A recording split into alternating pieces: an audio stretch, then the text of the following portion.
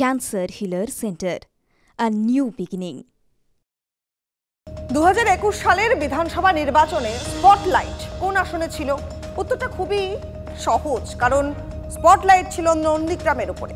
মুখ্যমন্ত্রী মমতা বন্দ্যোপাধ্যায় ভবানীপুর ছেড়ে নন্দীগ্রামে দাঁড়ানোর পরেই পাল্টা চ্যালেঞ্জ ছোড়েন পূর্ব মেদিনীপুরের ভূমিপুত্র শুভেন্দু অধিকারী। মুখ্যমন্ত্রীর হার এবং নন্দীগ্রামে জিতে বিধানসভায় বিরোধী দলনেতা হন শুভেন্দু অধিকারী।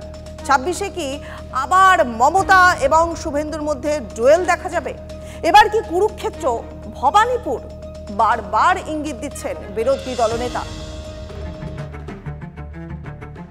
21-এর ভোটে রাজনৈতিক ভূমিকম্প দেখেছিল বাংলা। তৃণমূল জিতে গেলেও হেরে যান মুখ্যমন্ত্রী মমতা বন্দ্যোপাধ্যায়। এমন কম্পন যার আফটারশক এখনো চলছে। গণনায় কারচুপির অভিযোগে আদালতে মামলা করেছিল তৃণমূল কংগ্রেস। নন্দীগ্রাম লুট করলো, যে কটা সিট পেয়েছে সে কটাও লুট করেছে, মনে রাখবেন।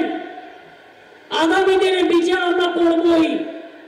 আমিও কিন্তু কোর্টে গেছি, আমরা প্রমাণ করতে চাই 3 ঘন্টার লোডশেডিং কেন করা হয়েছিল। আর এই জয়কে হাতিয়ার করে বারবার খোঁচা দিয়েছেন শুভেন্দু অধিকারী। ওই মিথ্যাবাদী মমতা ব্যানার্জিকে উত্তর নন্দীগ্রাম দিয়ে দিয়েছে। ওই একই ভাঙা রেকর্ড ও বাজিয়েছিল 21 সালে, 1956 ভোটে হেরেছে। যন্ত্রণার নাম শুভেন্দু আর সংখ্যার নাম 1956। 21-এর মহারণ যখন ক্রমশ ফিকে, তখন 26-এর মহারণ নিয়ে জোর জল্পনা। নন্দীগ্রামে হারার পর ভবানীপুরে ফিরে আসেন মুখ্যমন্ত্রী। এবার কি সেই ভবানীপুরেই দাঁড়াতে চলেছেন শুভেন্দু? একবার নয়, বারবার ইঙ্গিত। এই যেমন রবিবার রাতে ছিলেন রাজারহাটের ফ্ল্যাটে, দুপুরে দমদম বিমানবন্দর থেকে যাবেন উত্তরবঙ্গে, কিন্তু তার আগে সকাল সকাল ভবানীপুরে গেলেন প্রধানমন্ত্রী নরেন্দ্র মোদীর মন কি বাত শুনতে। ভবানীপুরই কেন? ভবানীপুরটা কি ভারতবর্ষের বাইরে না পশ্চিমবঙ্গের বাইরে? বিদেশে থাকা ভারতীয়রা যদি মন কি বাত শোনে, এটাও শুনতে পারি, কোনো সমস্যা নেই এটাতে। আমরা ভারতীয়, ভারতের প্রধানমন্ত্রীর কথা শুনবো। প্রধানমন্ত্রী একবারও বলেনি যে আমার দলকে ভোট দিন। আমরাও কেউ ঝান্ডা কাঁধে নিয়ে এখানে আসি। তার মন কি বাত প্রত্যেকবার শুনি। আজকে এখানকার রেসিডেন্ট এবং আমার পলিটিক্যাল কলিগ যারা এখানকার আছেন, তারা কিছুজন আছেন, আমরা এখানে শুনলাম। রেসিডেন্ট মানে বাসিন্দাদের সঙ্গে কথা বলেন শুভেন্দু। এর আগেও ভবানীপুরের বাসিন্দাদের কথা বলে ইঙ্গিতপূর্ণ মন্তব্য করেছেন শুভেন্দু। চিড়িয়াখানার সামনে দলীয় মিছিলে ভিড় দেখে আপ্লুত শুভেন্দু বলেই ফেলেন, আমরা যে ফ্ল্যাঙ্ক দিয়ে মিছিল করছিলাম, অর্থাৎ তাজ বেঙ্গলের সামনে এবং পশু হসপিটালের সামনে দিয়ে, ওই ফ্ল্যাঙ্কে কোনো চোর তৃণমূলের লোক ছিল না। আমার তো মনে হচ্ছে যে নন্দীগ্রামের থেকেও ভবানীপুরটা আমার কাছে খুব ইজি। জানুয়ারির পর ফেব্রুয়ারি আবার ভবানীপুরে কর্মসূচি বিরোধী দলনেতার। তবে কি 26-এর ভোটে ভবানীপুরের দেওয়ালে শুভেন্দু অধিকারীর নাম লিখবে বিজেপি? আপনাদের কথা দিচ্ছি, আমাদের বিরোধী দলনেতাও কথা দিয়েছেন, ঠিক যেভাবে নন্দীগ্রামে উনি হারিয়েছিলেন, যদি মমতা ব্যানার্জি ভবানীপুরে দাঁড়ান তাহলে ভবানীপুরেও আবার ওনাকে হারানো হবে। এখন দিদির এক সময়ের লেফটেন্যান্ট কর্নেল ছিল, সে এখন বিদ্রোহ করেছে, বিজেপিতে গেছে, সে তার মতন লড়বে, আমাদের কিছু বলার নেই।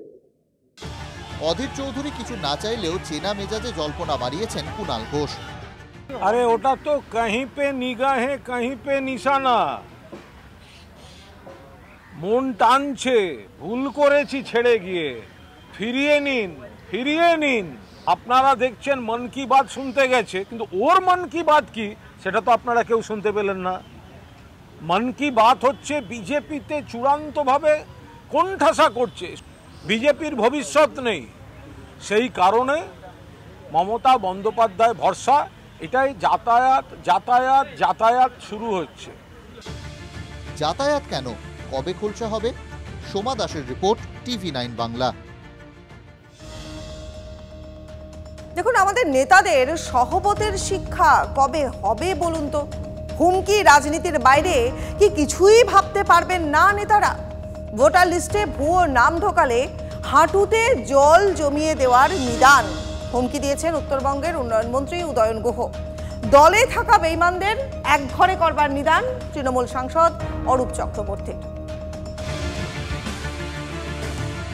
2024 লোকসভা ভোটের তথ্য বলে বাঁকুড়া লোকসভা কেন্দ্রে প্রায় 33,000 ভোটে জিতেছেন তৃণমূলের অরূপ চক্রবর্তী। 24-এর লোকসভা ভোটে রেশ কাটিয়ে রাজ্য এখন তৈরি হচ্ছে 26-এর বিধানসভা ভোটের জন্য। কিন্তু 24-এর একটা কাঁটা এখনো যেন বিঁধছে বাঁকুড়া সাংসদকে।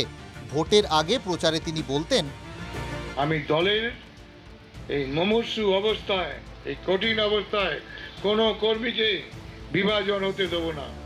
দরকার হলে পায়ে ধরে নেব, ভোটটা করুন, রাগ অভিমান ছাড়ুন। ভোটের আগে দলের অন্দলের কোন্দল নিয়ে কিছুটা ডিফেন্সিভ খেললেও এখন অরূপ চক্রবর্তী স্টেপ আউট করে ব্যাট চালাচ্ছেন।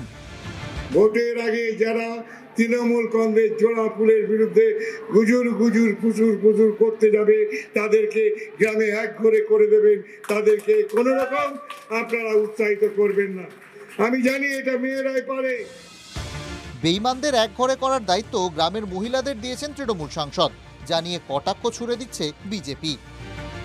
তৃণমূল দলে টাকা পয়সার ভাগাভাগিটা এখন এমন জায়গায় পৌঁছেছে যে নিজেদের মধ্যে বিশ্বাসযোগ্যতা নেই, দলের প্রতি সমর্পণ মনোভাব, এটা তৃণমূল দলের পরিস্থিতি।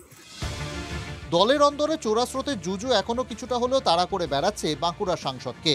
জঙ্গলমহলের সাংসদ যখন দলের একটা অংশকে এক ঘরে করার নিদান দিচ্ছেন, তখন উত্তরবঙ্গ থেকে হুঙ্কার দিচ্ছেন রাজ্যের মন্ত্রী উদয়ন গুহ। তার ইস্যু আবার ভোটার লিস্টে ভুয়ো নাম। তাহলে আমার ওই পুরনো কথা আমি আবার বলি, এতে আমার বিন্দু মাত্র লজ্জা নেই। যারা এই ভোটার তালিকায় জল ঢোকাবার চেষ্টা করবে, তাদের হাঁটুতে জল জমিয়ে দেওয়ার কাজ তৃণমূলের কর্মীদের করতে হবে।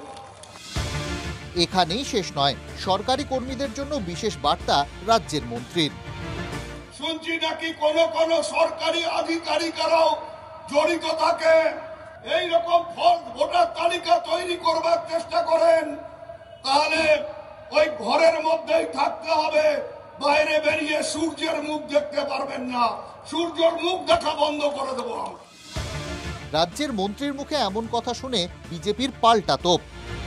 উদয়নবাবুর বয়স হয়েছে, নিজেরই ওনার হাঁটুর এখন অবস্থা ভালো না, অন্যের হাঁটুর জল জমাতে গিয়ে ওনারই আবার আঘাত টাঘাত না লেগে যায়। উনি কুকথা বলে নিজের নাম ভাসিয়ে রাখেন, ওই জন্য আমি নাম দিয়েছিলাম ওনার কুদয়ন গুহ। উদয়ন না, হচ্ছিল কুকথা যিনি বলেন, কুদয়ন গুহ।